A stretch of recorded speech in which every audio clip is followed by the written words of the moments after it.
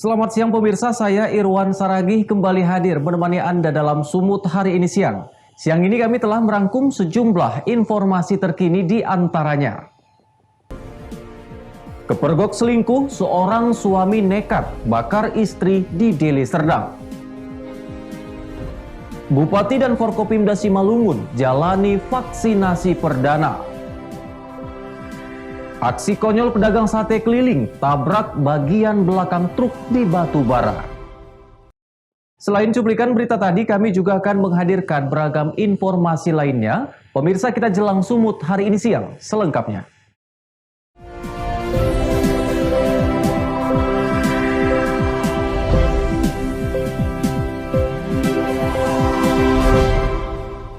Kita ke informasi pertama, pemirsa. Diduga cekcok dalam rumah tangga, seorang suami di Kabupaten Deli Serdang, Sumatera Utara nekat membakar istri hidup-hidup. Akibatnya korban menderita luka bakar serius. Pelaku yang sempat melarikan diri berhasil diringkus oleh petugas dengan dihadiahi timah panas di kedua kakinya karena mencoba melawan saat ditangkap.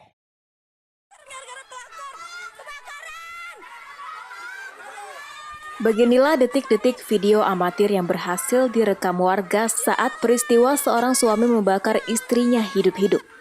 Diketahui pelaku N 21 tahun, istrinya Rani 20 tahun terlibat keributan atau cekcok mulut di rumahnya di Gang Rambutan, Kecamatan Percut Setuan, Kabupaten Deli Serdang, Sumatera Utara. Akibat kejadian tersebut, korban mengalami luka bakar serius di sekujur tubuh dan langsung dilarikan warga ke Rumah Sakit Mitra Medika untuk mendapatkan pertolongan medis. Setelah membakar istrinya, pelaku langsung melarikan diri dan diamankan Reskrim Polsek Percut Setuan dengan menembak kedua kakinya karena mencoba melawan saat hendak ditangkap. Kapolsek Percut Setuan mengatakan, pihaknya mendapatkan laporan tentang adanya keributan rumah tangga yang mengakibatkan korban dibakar oleh suaminya. Setelah meminta keterangan saksi-saksi di lokasi kejadian, polisi langsung mengejar pelaku. Saat ini pelaku tengah dimintai keterangan oleh penyidik. Terkait dengan pembakaran yang kemarin seperti apa? Kita masih melakukan penyidikan untuk kasus tersebut. Pelaku sudah diamankan, Bang? Memang demikian, tapi nanti detailnya nanti lah ya sama Pak Kapolres ya. Korban gimana kondisinya sekarang? Korban untuk kemarin luka bakar 65% ya, kita doakan semoga korban segera lekas pulih. Untuk sementara motif pelaku nekat membakar istrinya diduga kuat akibat keributan karena pelaku diketahui memiliki hubungan asmara dengan wanita lainnya. Daniel Pekuali melaporkan untuk Evarina TV. Informasi berikutnya pemirsa, penumpang angkutan umum ditangkap oleh petugas Polsek Medan Timur saat akan menyelundupkan sabu-sabu seberat 300 gram. Tersangka berdalih nekat menyelundupkan sabu karena 3 bulan tidak menerima gaji dari tempat ia bekerja.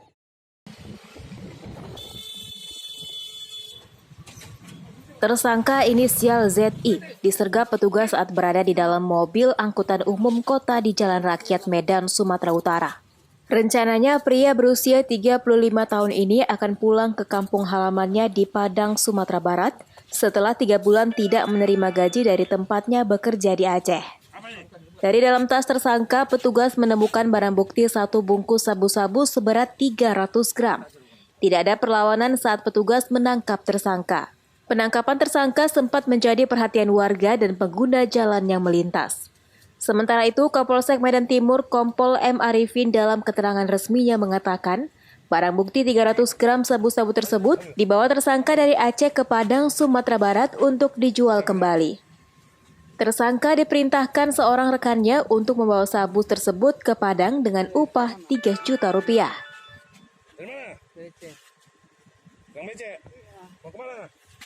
Laki-laki akan membawa barang haram yaitu sabu-sabu di seputaran Jalan Perjuangan, akan dibawa ke Padang. Jadi pada saat itu kita melakukan pembuntutan di Jalan Rakyat dengan mengendarai angkot. Kita menangkap di jalan raya tersebut kita temukan 3 on atau 300 gram sabu-sabu di dalam tas hitam.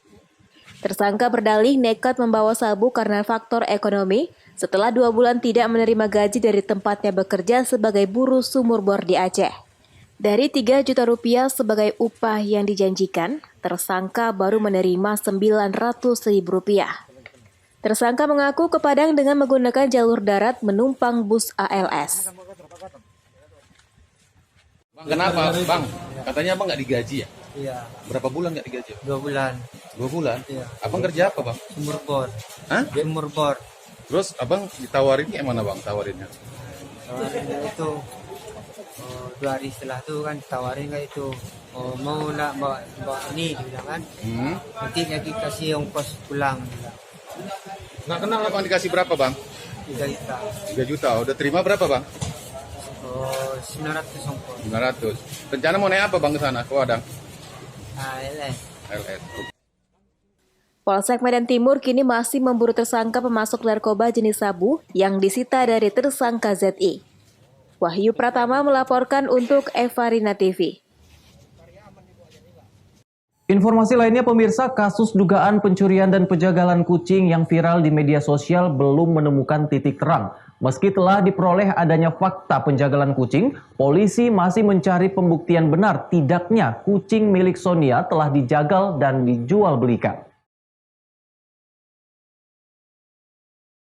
Fakta praktik penjagalan hewan peliharaan yang dilakukan NS di Jalan Tangguk Bongkar 7 Medan Denai telah diakui. Namun dari 4 kepala bangkai kucing yang ditemukan, hingga Senin pagi petugas kepolisian dari Mapolsek Medan Area dan Polda Sumut masih kesulitan mengungkap benar tidaknya tayo kucing milik Sonia termasuk di antaranya.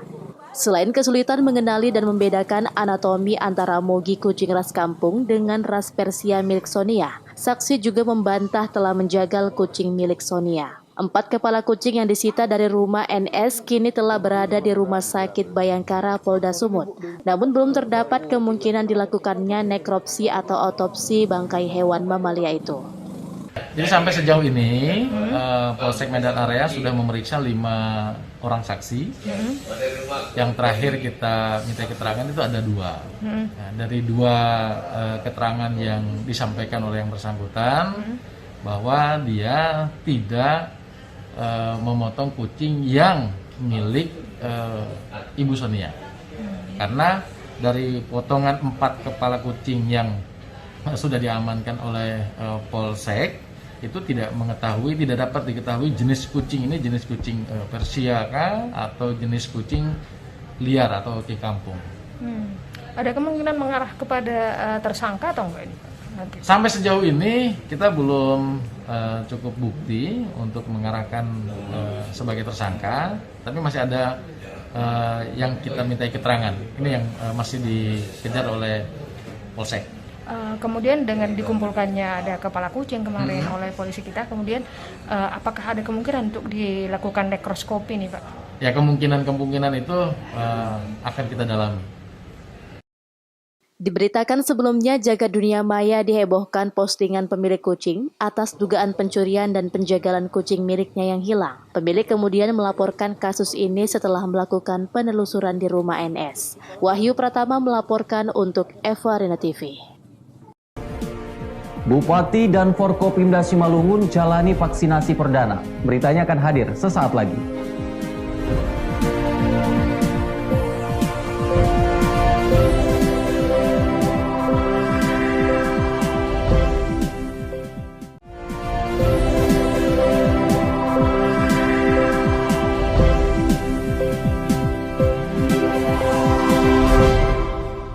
Terima kasih Anda masih bersama kami. Pemirsa, 1 Februari 2021 bertempat di Rumah Sakit Khusus COVID-19 Batu 20 Simalungun, Sumatera Utara, Bupati JR Saragi bersama Forum Komunikasi Daerah menjalani vaksinasi tahap pertama.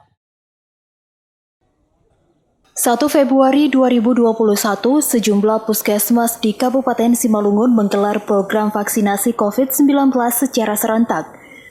Pelaksanaan vaksinasi tahap awal ini akan diutamakan kepada sejumlah warga prioritas, terutama tenaga kesehatan.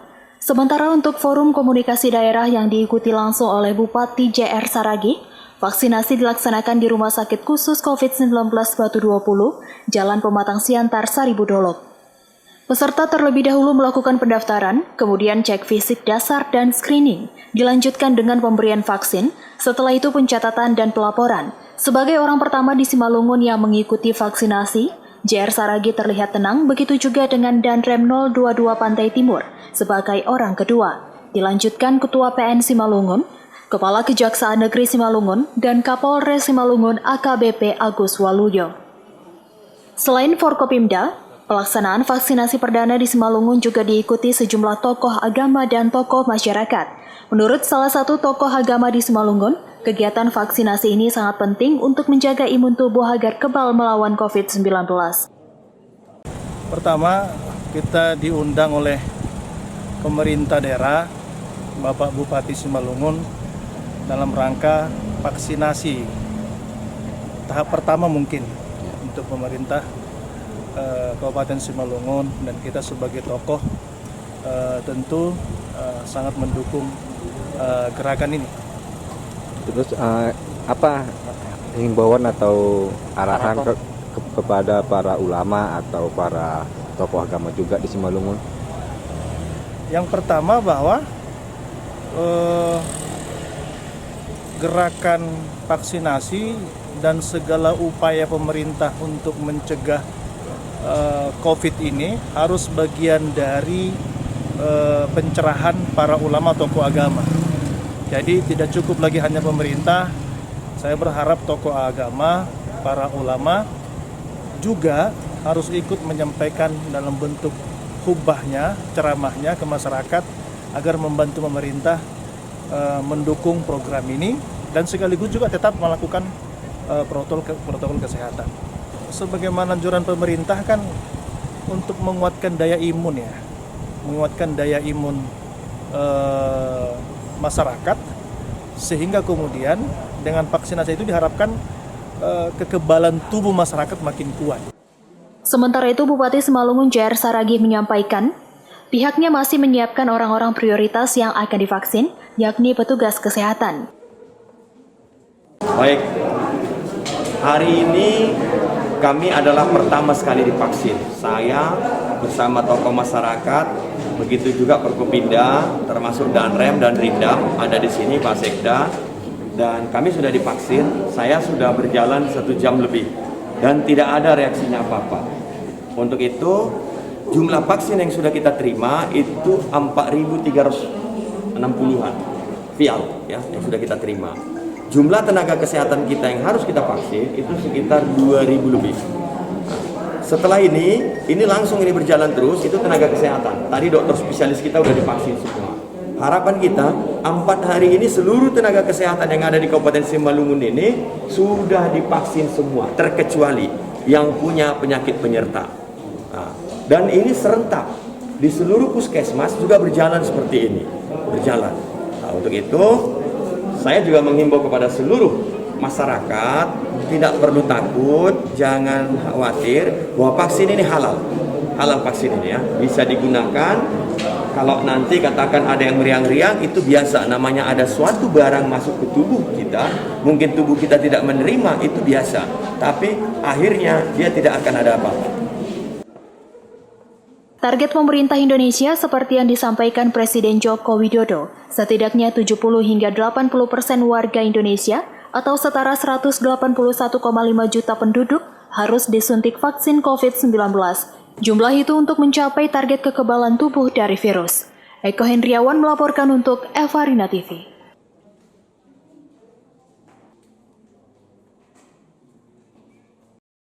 Sementara itu, pemirsa, penyebaran virus corona menyebabkan sejumlah aktivitas di kawasan wisata Danau Toba terhenti. Bahkan salah satunya yang terlihat cukup mencolok adalah sepinya kawasan Parapat dari wisatawan, sehingga membuat pedagang kaki lima lebih memilih menutup kios mereka masing-masing.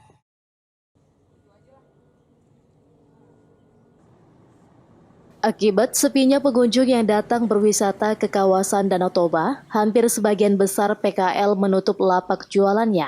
Tutupnya usaha PKL ini terpantau saat tim Evarina Televisi berkunjung ke kawasan Danau Toba. Menurut para pedagang, ada banyak PKL yang memilih untuk tidak berjualan sejak beberapa bulan terakhir. Meski sebagian besar tutup, namun masih ada beberapa pedagang yang memilih berjualan.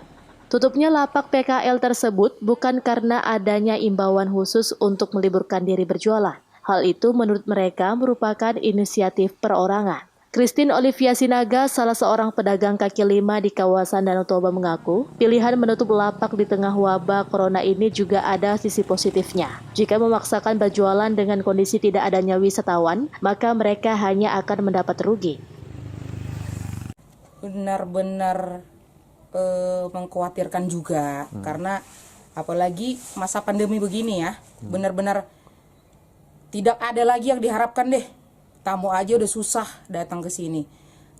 Kita pedagang-pedagang mintanya benar-benar dikembangkan lagi, dibantu para turis-turis gimana biar datang lagi ke sini gitu. Karena kita benar-benar susah. Apalagi yang mau kita buka? Sementara pengunjung nggak ada. Jadi kita mau beralih ke pekerjaan lain udah susah juga. Apalagi masa pandemi begini. Awalnya dari bulan 3 2020. Setelah itu 4 bulan ada kita tutup. 4 bulan benar-benar tidak bisa berdagang. Dilarang sama pemerintah juga, sama anggota Pemda sini juga, memang benar-benar dilarang kita untuk buka. Kita buka awalnya dari Lebaran. Lebaran kita benar-benar tidak mengharapkan. Tapi disyukurin juga. Ada, terima kasih, tidak ada, ya mau bilang apa. Tapi benar-benar sudah tidak ada, pas-pasan lah. Gitu. Kembali lagi tahun baru kemarin. Tahun baru sudah mulai ada perkembangan. Tapi untuk 1 hari aja. Karena apa? Memang pelayanannya juga kurang ya. Kurang, karena apa? Masa pembangunan begini juga memang rusak. Parkiran juga sudah tidak ada. Jadi mereka juga berpikir untuk kemana mereka untuk parkir, karena parkiran juga pasti tamu juga pasti mikirin kan gitu, turis-turis juga pasti mikirin gitu, parkir juga pasti bayar gitu. Selain pedagang kaki lima, para pemilik kapal motor dan jet ski juga memilih bersandar di pelabuhan karena tidak ada penumpang yang ingin menyeberang ke Pulau Samosir. Mereka berharap pemerintah segera menyelesaikan permasalahan pandemi COVID-19 ini agar aktivitas masyarakat dapat kembali normal dan pedagang kaki lima di lokasi wisata dapat kembali berjualan. Eko Hendriawan melaporkan untuk Evarina TV. Informasi lainnya, pemirsa, kasus perceraian di Pengadilan Agama Medan, Sumatera Utara mengalami penurunan selama pandemi COVID-19. Tercatat ada sebanyak 3.035 gugatan cerai yang masuk di Pengadilan Agama Medan pada akhir tahun 2020 lalu hingga awal 2021 saat ini. Kasus perceraian ini pun didominasi akibat faktor perekonomian. Di masa kenormalan baru saat ini, kasus perceraian di Pengadilan Agama Medan, Sumatera Utara mengalami penurunan. Tercatat sebanyak 3.035 gugatan cerai yang masuk di Pengadilan Agama Medan di akhir tahun 2020 lalu hingga awal 2021 saat ini. Humas Pengadilan Agama Medan, Dongan Nasution menyampaikan, gugatan perkara kasus perceraian ini lebih dominan diajukan oleh pihak perempuan atau istri. Dengan alasan pengajuan faktor ekonomi, suami mereka tidak bekerja lagi atau terimbas pemutusan hubungan kerja di masa pandemi COVID-19 sehingga sang istri tak lagi dinafkahi. Selain itu, faktor lainnya adalah pertengkaran dan perselingkuhan. Selama persidangan, hakim tetap berupaya memediasi pasangan suami istri yang ingin bercerai. Namun karena sudah ketidaksesuaian, maka pasangan tersebut setuju untuk berpisah. Kelihatannya dari data yang ada pada kami, ada malah penurunan dari tahun sebelumnya. Tahun 2019 itu sekitar 3.100-an lebih, sedangkan di tahun 2020 ini yang kita proses hanya 3.000-an. Jadi ada penurunan sekitar 100 perkara. 100 perkara Pak ya? Mayoritas paling tinggi itu alasannya karena masalah pertengkaran. Pertengkaran itu banyak penyebabnya, cuma tidak kita sampai ekspos apa penyebabnya itu. Kita hanya nanya, melihat, dan memeriksa perkara itu sebatas itu saja. Iya Pak. Yang paling tinggi itu pertengkaran. Yang kedua masalah ekonomi. nampaknya ada penurunan ekonomi sehingga terjadi perceraian. Yang ketiga, narkoba juga ada kasus itu. Oke, Pak. Pihak Pengadilan Agama Kota Medan selama masa pandemi COVID-19 tetap memakai sistem persidangan secara tatap muka. Hal ini bertujuan untuk memudahkan pasangan suami istri yang menggugat perceraian dapat diketahui akar permasalahannya. Wahyu Pratama melaporkan untuk Evarina TV. Pemirsa, Sumut hari ini akan kembali dengan informasi menarik lainnya. Tetaplah bersama kami.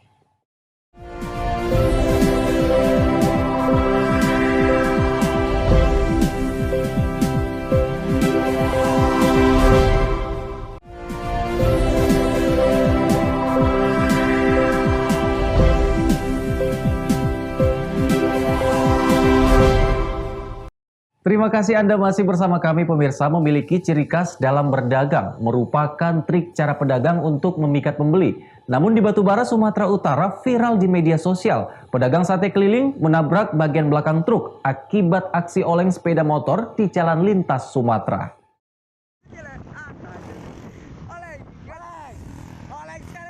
Seperti inilah rekaman video amatir saat pedagang sate keliling melakukan aksi oleng sepeda motornya di jalan lintas Sumatera Desa Binjai Baru, Kecamatan Datuk Tanah Datar, Batubara, hingga berujung menyeruduk bagian belakang truk.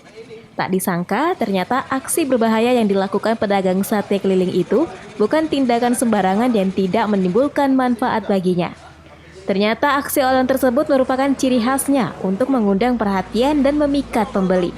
Menurutnya, kejadian tersebut dilakukan atas permintaan pembeli yang biasa menyaksikan dirinya saat mengendarai sepeda motor dengan aksi olengnya. Namun apes, truk yang melaju searah di depannya tiba-tiba melakukan rem mendadak, sehingga gerobak sate dagangannya menyeruduk belakang truk tersebut. Sementara aksi yang dilakukan pedagang sate keliling itu tak hanya menjadi perhatian warga, kejadian tersebut pun juga viral di media sosial. Awalnya kan kita buat julukan aja sate oleng gitu kan. Udah gitu kejadiannya pas mau arah pulang, mobil itu remnya mendadak. Jadi adalah anak-anak kampung dibilang oleng bang oleng, ya kita olengkan. Tibanya waktu mobil itu rem mendadak, langsung kita nabrak mobil itu. Bang, itu bang kok buat oleng itu bang sebagai penari pembeli atau gimana bang? Ya itu mau bikin ciri khas kita sendiri. Buat apa bang? Biar terkenal sate kita. Jadi kan kalau misalnya orang itu kepengen sate kan, oh beli aja sate oleng kan gitu. Taufik melaporkan untuk Evarina TV. Sementara itu pemirsa, Danau Siais di Tapanuli Selatan merupakan danau terbesar kedua di Sumatera Utara setelah Danau Toba. Namun sayangnya di balik pesona dan keindahannya, danau ini kurang diminati warga karena minimnya fasilitas. Oleh karenanya, lokasi wisata ini belum menjadi destinasi bagi masyarakat. Destinasi wisata di Kabupaten Tapanuli Selatan, Sumatera Utara sebenarnya banyak menyimpan pesona yang menggiurkan. Di antaranya Danau Siais di Desa Rianiate, Kecamatan Angkola, Sangkunur. Dari kota Padang Sidempuan, destinasi wisata ini berjarak sekitar 80 km dan dapat ditempuh sekitar 3 jam perjalanan. Danau Siais merupakan danau terluas kedua di Sumatera Utara setelah Danau Toba. Secara keseluruhan, danau ini memiliki luas 4.500 hektar. Sayangnya, di balik pesona alamnya yang memikat, Danau Siais belum menjadi destinasi utama wisata lokal dan luar Tapanuli Selatan. Minimnya fasilitas membuat warga masih kurang meminati keindahan alam danau ini. Seperti hari libur, Sabtu dan Minggu kemarin, pengunjung danau ini terlihat sepi. Danau Siais hanya menjadi wisata semu atau persinggahan bagi warga yang melintas dari Tapanuli Selatan menuju pantai barat Kabupaten Mandailing, Natal. Selain itu, sekitar 10 km dari Danau Siais, ribuan ikan garing larangan yang dipelihara masyarakat desa cukup menjanjikan sebagai destinasi wisata bagi pecinta fauna. Namun sayangnya kembali minimnya promosi dan fasilitas menjadikan objek wisata di Desa Rianiate ini kurang diminati dan diketahui para traveler. Sekitar 30 km arah ke pantai barat Kabupaten Mandailing, Natal, terdapat destinasi wisata lainnya yakni air terjun Simatutung. Air terjun setinggi 150 meter ini memiliki 2 tingkat air terjun. Namun lagi-lagi minimnya fasilitas membuat air terjun Simatutong belum menjadi destinasi utama wisata warga Tapsel atau wisatawan dari luar daerah. Warga berharap agar pemerintah Kabupaten Tapanuli Selatan mengelola langsung berbagai lokasi wisata di Kecamatan Angkola, Sangkunur ini.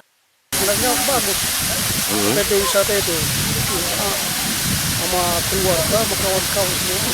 Total. Cuma ini istilahnya kurang perhatian nih. Nggak ada perhatian pemerintah situ. Karena pemerintah yang nangani baru bagus dia mata.